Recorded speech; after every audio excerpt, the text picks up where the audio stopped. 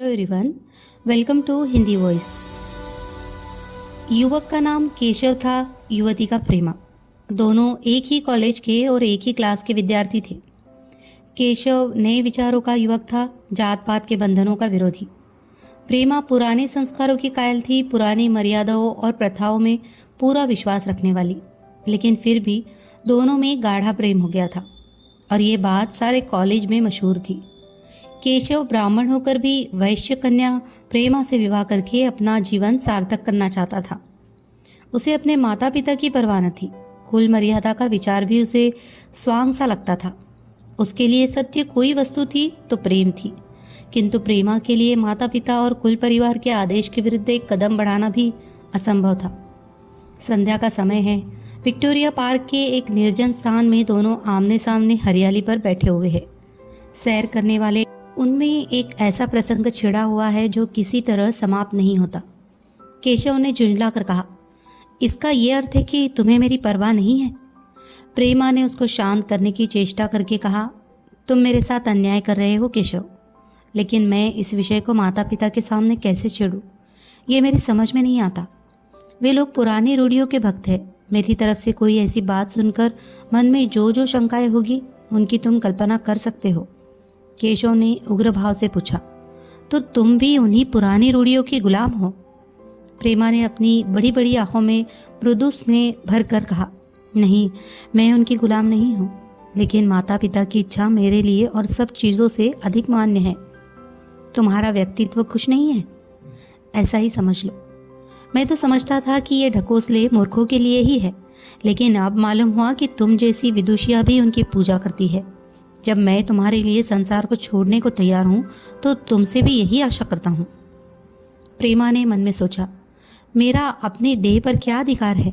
जिन माता पिता ने अपने रक्त से मेरी सृष्टि की है और अपने स्नेह से उसे पाला है, उनकी मर्जी के खिलाफ कोई काम करने का उसे कोई हक नहीं। उसने दीनता के साथ केशव से कहा, क्या प्रेम स्त्री और पुरुष के रूप में ही रह सकता है, मैत्री के रूप में नहीं? मैं तो आत्मा का बंधन समझती हूँ। केशव ने कठोर भाव से कहा, इन दार्शनिक विचारों से तुम मुझे पागल कर दोगी प्रेमा। बस इतना ही समझ लो, मैं निराश होकर जिंदा नहीं रह सकता। मैं प्रत्यक्षवादी हूँ और कल्पनाओं के संसार में प्रत्यक्ष का आनंद उठाना मेरे लिए असंभव है। ये कहकर उसने प्रेमा का हाथ पकड़कर अपनी ओर खींचने की चेष्टा की। प्रेमा ने झटके से हाथ छुड़ा लिया और बोली, नहीं केशव, मैं कह चुकी हूँ कि मैं स्वतंत्र नहीं हूँ। तुम मुझसे वह चीज़ न मांगो जिस पर मेरा कोई अधिकार नहीं है। केशव को अगर प्रेमा ने कठोर शब्द कहे होते तो भी उसे इतना दुख न हुआ होता। एक क्षण तक वह मन मारे बैठा रहा, फिर उठकर निराशा भरे स्वर में बोला, जैसी तुम्हारी इच्छा। आहिस्ता आहिस्ता कदम उठाता हुआ वहाँ से चला गया। प्रेमा अब भी वही बैठी आंसू बहाती रही। रात को भोजन करके प्रेमा जब अपनी माँ के साथ लेटी तो उसकी आंखों में नींद न थी। केशव ने उसे एक ऐसी बात कह दी थी जो चंचल पानी में पड़ने वाली छाया की तरह उसके दिल पर छाई हुई थी। प्रति क्षण उसका रूप बदलता था। वह उसे स्थिर न कर सकती थी। माता से इस विषय में कुछ कहे तो कैसे? लज्जा मुंह बंद कर देती थी। उसने सोचा, अगर केशव के साथ मेरा विवाह न हुआ तो उस समय मेरा क्या कर्तव्य होगा? केशव ने कुछ उद्दंडता कर डाली तो मेरे लिए संसार में फिर क्या रह जाएगा? लेकिन मेरा बस ही क्या है? इन भांति भांति के विचारों में एक बात जो उसके मन में निश्चित हुई वह यह थी कि केशव के सिवा वह और किसी से विवाह न करेगी। उसकी माता ने पूछा, क्या तुझे अब तक नींद न आई? मैंने तुझसे कितनी बार कहा कि थोड़ा बहुत घर का कामकाज किया कर, लेकिन तुझे किताबों से ही फुर्सत नहीं मिलती। 4 दिन में तू पराए घर जाएगी, कौन जाने कैसा घर मिले।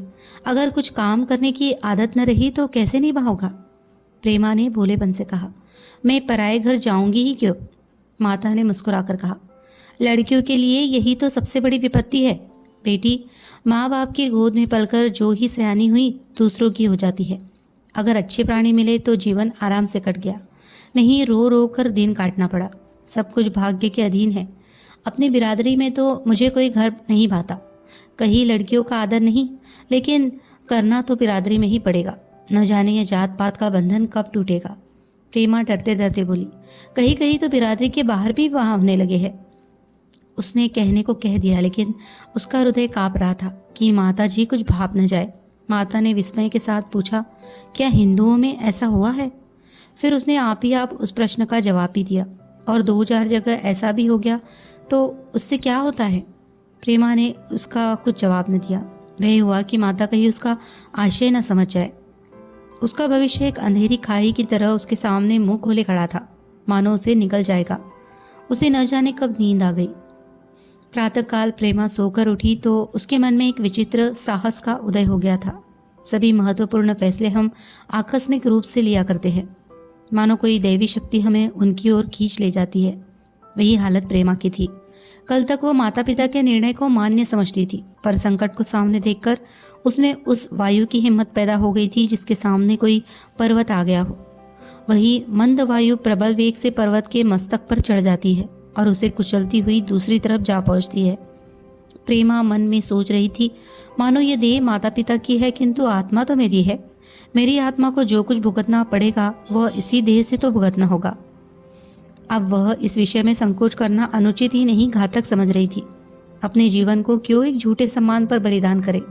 उसने सोचा, विवाह का आधार अगर प्रेम न हो तो वह देह का विक्रय है। आत्मसमर्पण क्यों बिना प्रेम के भी हो सकता है? इस कल्पना ही से कि न जाने किस अपरिचित युवक से उसका विवाह हो जाएगा, उसका हृदय विद्रोह कर उठा। वह भी नाश्ता करके कुछ पढ़ने जा रही थी कि उसके पिता ने प्यार से पुकारा, मैं कल तुम्हारे प्रिंसिपल के पास गया था, वे तुम्हारी बड़ी तारीफ कर रहे थे। प्रेमा ने सरल भाव से कहा, आप तो यूं ही कहा करते हैं। नहीं, सच। ये कहते हुए उन्होंने अपनी मेज़ की दराज खोली और मखमली चौखटों में जड़ी हुई एक तस्वीर निकालकर उसे दिखाते हुए बोले, ये लड़का ICS के इम्तिहान में प्रथम आया है। इसका नाम तो तुमने सुना होगा। बूढ़े पिता ने ऐसी भूमिका बांधी थी कि माँ उनका आशय न समझ सकी, लेकिन प्रेमा भाप गई। उनका मन तीर की भांति लक्ष्य पर जा पहुंचा। उसने बिना तस्वीर की ओर देखे ही कहा, नहीं, मैंने तो उसका नाम नहीं सुना। पिता ने बनावटी आश्चर्य से कहा, क्या तुमने उसका नाम नहीं सुना? आज के दैनिक पत्र में उसका चित्र और जीवन वृत्तांत छपा है। प्रेमा ने रुखाई से जवाब दिया, होगा, मगर मैं तो उस परीक्षा का कोई महत्व नहीं समझती। मैं तो समझती हूँ जो लोग इस परीक्षा में बैठते हैं वे पल्ले सिरे के स्वार्थी होते हैं। आखिर उनका उद्देश्य इसके सिवा और क्या होता है कि अपने गरीब निर्धन दलित भाइयों पर शासन करे और खूब धन संचय करे। यह तो जीवन का कोई उच्च उद्देश्य नहीं है। इस आपत्ति में जलन है, अन्याय था, निर्दयता थी। पिताजी ने समझा था प्रेमा ये बखान सुनकर लट्टू हो जाएगी। ये जवाब सुनकर तीखे स्वर में बोले, तू तो ऐसी बातें कर रही है जैसे तेरे लिए धन और अधिकार का कोई मूल्य ही नहीं। प्रेमा ने निठाई से कहा, हाँ, मैं तो इसका मूल्य नहीं समझती। मैं तो आदमी में त्याग देखती हूँ। मैं ऐसे युवकों को जानती हूँ जिन्हें यह पद जबरदस्ती भी दिया जाए तो स्वीकार न करेंगे। पिता ने उपहास के ढंग से कहा, ये तो आज मैंने नई बात सुनी। मैं तो देखता हूँ कि छोटी छोटी नौकरियों के लिए लोग मारे मारे फिरते हैं। मैं ज़रा उस लड़के की सूरत देखना चाहता हूँ जिसमें इतना त्याग हो। मैं तो उसकी पूजा करूँगा। शायद किसी दूसरे अवसर पर यह शब्द सुनकर प्रेमा लज्जा से सिर झुका लेती, पर इस समय उसकी दशा उस सिपाही की सी थी जिसके पीछे गहरी खाई हो। आगे बढ़ने के सिवा उसके लिए और कोई मार्ग न था।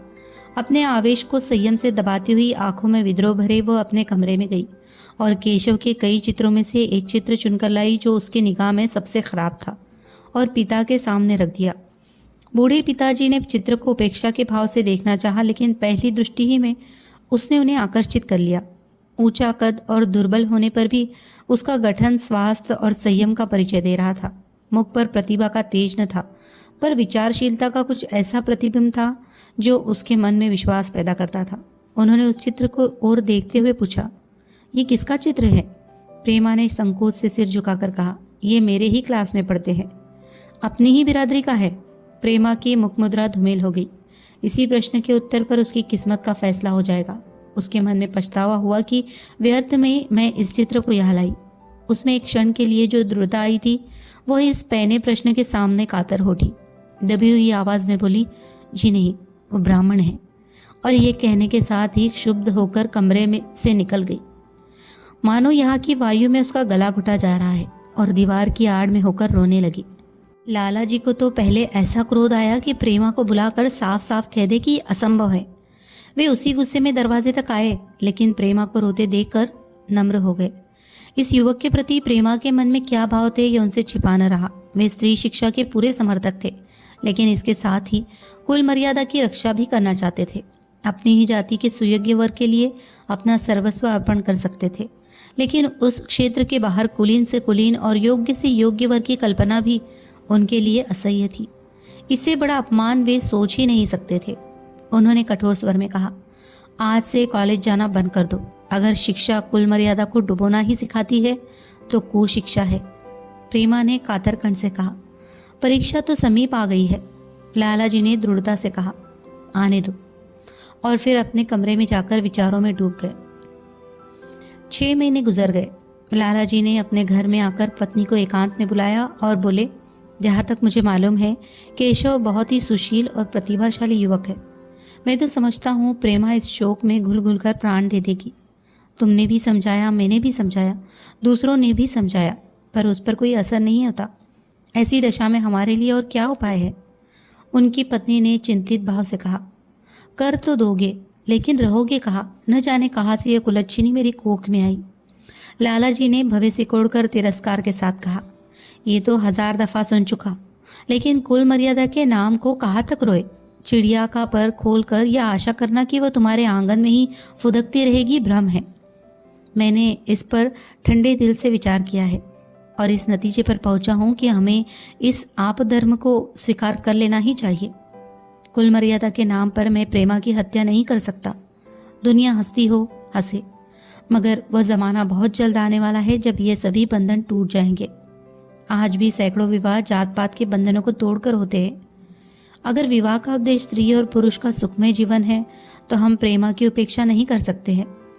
वृद्धा ने क्षुब्ध होकर कहा, जब तुम्हारी यही इच्छा है तो मुझसे क्या पूछते हैं? लेकिन मैं कह देती हूँ कि मैं इस विवाह के नज़दीक न जाऊंगी, न कभी इस छोकरी का मुंह देखूंगी। समझ लूंगी जैसे और सब लड़के मर गए वैसे ये भी मर गई। तो फिर आखिर तुम क्या करने को कहती हो? क्यों नहीं उस लड़के से विवाह कर देते? उसमें क्या बुराई है? वो 2 साल में सिविल सर्विस पास करके आ जाएगा। केशव के पास क्या रखा है? बहुत होगा किसी दफ्तर में क्लर्क हो जाएगा। और अगर प्रेमा प्राण हत्या कर ले तो कर ले। तुम तो उसे और शय देते हो। जब उसे हमारी परवाह नहीं है तो हम उसके लिए अपने नाम को क्यों कलंकित करें? प्राण हत्या करना कोई खेल नहीं है, ये सब धमकी है। मन घोड़ा है, जब तक उसे लगाम न दो पुट्ठों पर हाथ भी न रखने देगा। जब उसके मन का ये हाल है तो कौन कहे केशव के साथ ही जिंदगी भर निभा करेगी। जिस तरह आज उससे प्रेम है उसी तरह कल दूसरे से हो सकता है। तो क्या पत्ते पर अपना मांस बिकवाना चाहते हो? लाला जी ने स्त्री को प्रश्नसूचक दृष्टि से देखकर कहा, और अगर वह कल खुद जाकर केशव से विवाह कर ले तो तुम क्या कर लोगी? फिर तुम्हारी कितनी इज्जत रह जाएगी? वो चाहे संकोचवश या हम लोगों के लिहाज से यूं ही बैठी रहे, पर यदि जिद पर कमर बांध ले, हम तुम कुछ नहीं कर सकते। इस समस्या का ऐसा भीषण अंत भी हो सकता है, यह इस वृद्धा के ध्यान में भी न आया था। यह प्रश्न बम के गोले की तरह उसके मस्तिष्क पर गिरा। एक क्षण तक वह अवाक बैठी रह गई, मानो इस आघात ने उसकी बुद्धि की धज्जियां उड़ा दी हो। फिर पराभूत होकर बोली, तुम्हें अनोखी ही कल्पनाएं सूझती है। मैंने तो आज तक कभी भी नहीं सुना कि किसी कुलीन कन्या ने अपनी इच्छा से विवाह किया है। तुमने न सुना हो, लेकिन मैंने सुना है और देखा है, और ऐसा होना बहुत संभव है। जिस दिन ऐसा होगा उस दिन तुम मुझे जीती न देखोगे। मैं ये नहीं कहता कि ऐसा होगा ही, लेकिन होना संभव है। तो जब ऐसा होना है तो इससे तो यही अच्छा है कि हम ही इसका प्रबंध करें। जब नाक ही कट रही है तो तेज सुरी से क्यों न कटे। कल केशव को बुलाकर देखो क्या कहता है। केशव के पिता सरकारी पेंशनर थे। मिजाज चिड़चिड़े और कृपण। धर्म के आडंबरों में ही उनके चित्त को शांति मिलती थी। कल्पना शक्ति का अभाव था, किसी के मनोभावों का सम्मान न कर सकते थे। वे अब भी उस संसार में रहते थे जिसमें उन्होंने अपने बचपन और जवानी के दिन काटे थे। नवयुग की बढ़ती हुई लहर को वे सर्वनाश कहते थे और कम से कम अपने घरों को दोनों हाथों और दोनों पैरों का जोर लगाकर उससे बचाए रखना चाहते थे।